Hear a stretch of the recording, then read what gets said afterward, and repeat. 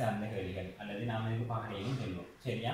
இப்போ இந்த கேள்விகளில் நமக்கு இதை எப்படி இலகுவாக எதிர்பார்க்கங்களை காண்ப எப்பயும் பேசிக்காக வரக்கூடிய கேள்விகள் இந்த தாயத்தை உதாரணமாக ரெண்டுக்கு எதிர்பார்க்கம் என்ன இருக்கு அவ்வாறான கேள்விகள் தான் வரும். சரி, இது எதிர்பார்க்கத்தை காண்ப எப்படின்னா முதலாவது நமக்கு இது அடிப்படைகள் தெரிஞ்சுக்கேன். இந்த தாயக்கட்டையை வெட்டிக்கிட்டோம்னா இதுக்கு மொத்த பக்கம் என்ன 6.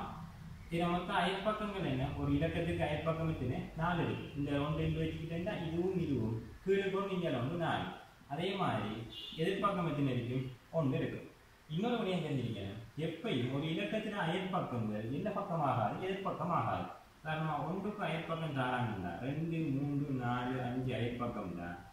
ஆகவே இதில் எதிர்பக்கம் என்ன இருக்கும் 6 இருக்கும். ஏன் அயற்பக்கங்கள் அல்லாத அடுத்த இலக்கம் தான் என்ன இருக்கும் அதில் எதிர்பக்கமாக இருக்கும்.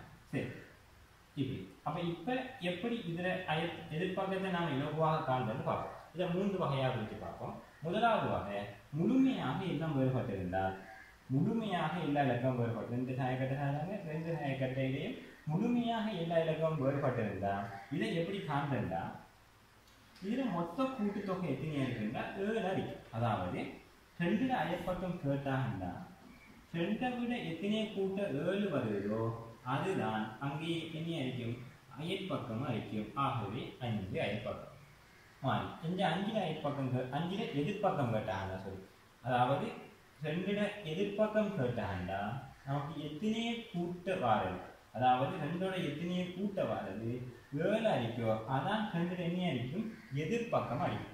அதே மாதிரி 5 எதிர்பக்கம் கேட்டாங்கன்னா 5 எத்தனை கூட்டினாங்க வருது 2. ஆகவே இதில் எதிர்பக்கம் 7. அதே மாதிரி 3 எதிர்பக்கம் 3 எதிர்பக்கம் கேட்டாங்கன்னா 3 எத்தனை கூட்டினாங்க வருது 4 கூட்டினாங்க வருது. ஆகவே 3 எதிர்பக்கம் 4 மாறி 4 எதிர்பக்கம் 3. அதே மாதிரி தான் 1க்கு எத்தனை வரும் 6 கூட்டினா 7 வரும். இது முதலாவது வகை என்ன 3 மாறி இருந்தால். ரெண்டாவது வகையை பார்ப்போம். இரண்டாவது வகை என்னன்னா ஏனேனும் ஒரு பக்கம் மட்டும் ஒத்திருந்தா இங்கே பாருங்க 2 மட்டும் ஒத்திருக்கு. அப்படி ஒத்திருந்தா ஏனைய 2 பக்கங்கள்ல சமாந்தரமா இருக்கிற பக்கம் அதாவது இதுக்கு இது எதிர்பக்கம் இதுக்கு இது எதிர்பக்கம் 3க்கு 5 எதிர்பக்கம் 6க்கு 4 எதிர்பக்கம். சரியா? பேசு இதுக்கு இது எதிர்பக்கம் இதுக்கு இது எதிர்பக்கம் மாறிக்கிற போனா 4க்கு 6 எதிர்பக்கம் 4க்கு 6 எதிர்பக்கம் இதுக்கு இது எதிர்பக்கம் இதுக்கு இது எதிர்பக்கம் இதுக்கு இது எதிர்பக்கம் இதுக்கு இது எதிர்பக்கம். சரி, இப்போ நீங்கள் ஒரு கேள்வி வரலாம் இந்த 2 என்ன செய்யலாம் இன்னைக்கு இங்கே இருக்கலாம் இப்படி இருந்தால் என்ன செய்யுது இந்த ஒரு கேள்வி வரலாம் தானே. இப்படி இருந்தாலும் அதே முறை தான் இந்த 2 இங்கே கொண்டாங்க அதாவது சமாந்தரமாக வர மாதிரி கொண்டாங்க. ஆகவே நம்ம கிளாக் வைஸாக நான் என்ன செய்கிறேன் ரொட்டேட் பண்ணுறேன். கிளாக் வைஸாக ரொட்டேட் பண்ண 2 இங்கே வரும் இந்த 5 இங்கே வரும் இதிலிருந்து 6 இங்கே வரும். இப்போ அதே இது 6க்கு எதிர்பக்கம் 4 5க்கு எதிர்பக்கம் 3 2 2 தான். விளங்குதா?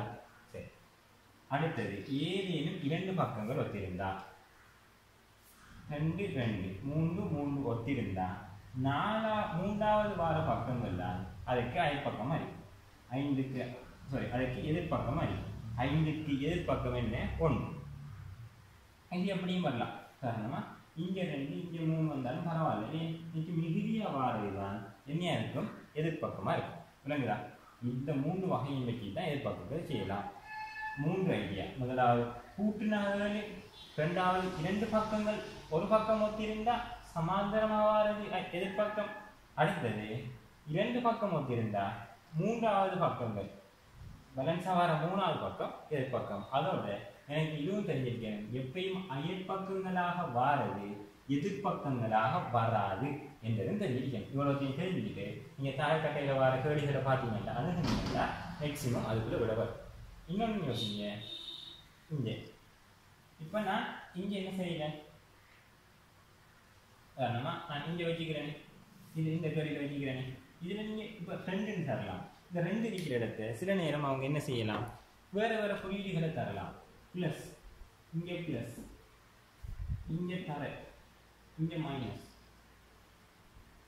இங்கே வேறு குறியீடுகள் நான் ஸ்டாரை போடுறேன் இங்கே ஸ்டார் இங்கே ஸ்பேஸை போட்டேன்டா இப்பயும் அதே தான் என்ன ரெண்டு பக்கங்கள் ஒத்திருக்கு மூணாவது வாரது சமாந்தரமாக வாரது க்ரொஸ்ஸுக்கு எதிரானது க்ரொஸ்ஸுக்கு எதிர்பக்கம் மைனஸ் ஸ்டாருக்கு எதிர்பக்கம் ப்ளஸ் இப்படி மற்ற எல்லாத்துக்கும் அதே தான் இங்கேயும் தர காரணமாக நான் சொல்றேன் இது தர இது ஸ்டார் இது ஸ்டார் அப்படின்னா மூணாவது வாரது இங்கே பிரித்தல் இருந்தா இங்கே இங்கே சய இருந்தா இங்கே எதிர்பக்கம் இதுக்கு எதிர்பக்கம் மைனஸ் சரியா என்ன இங்கே கூட்டுத்தொகை தானே கூட்டுத்தொகையினாலும் செய்யலாம் இப்படி வராது கூட்டுத்தொகையில் மூன்றும் வேறுபட்டு வராது மேக்சிமம் வராது என்ன கூட்டுத்தொகையை பார்த்து செய்ய இயலாது மற்ற ரெண்டுலையும் நாம் என்ன செய்யலாம் ஆகவே இவ்வாறான இங்கே என்ன வடிவம் வந்தாலும் தெரியாது மாற்றி மாற்றி செய்ய சரி அதே மாதிரி இவ்வாறான வடிவங்களில் இந்த தியரியை யூஸ் பண்ணி பாருங்க அதாவது எப்பயும் அயற்பக்கங்களாக வாரது எதிர்பக்கங்களாக என்ன செய்யாது வராது சரியா சரி சரி அப்போ இதோட முடிச்சுக்குவோம்